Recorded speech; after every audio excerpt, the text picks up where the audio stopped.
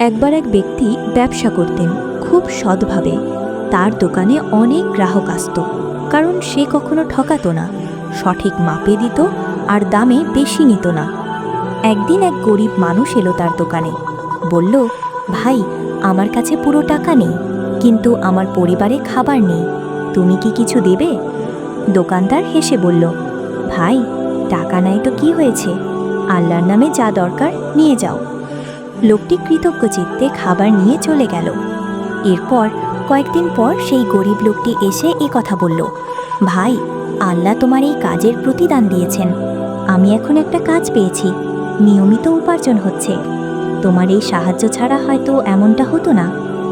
এরপর থেকে দোকানদার আরও বেশি ক্ষুধাভীরু হয়ে উঠল, দান করত, মানুষকে সাহায্য করত, আর তার ব্যবসাতেও অদ্ভুত এক বরকত আসল।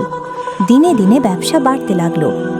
শিক্ষা: সৎ উপার্জন ও অন্যকে সাহায্য করলে আল্লাহ তাতে বরকত দেন।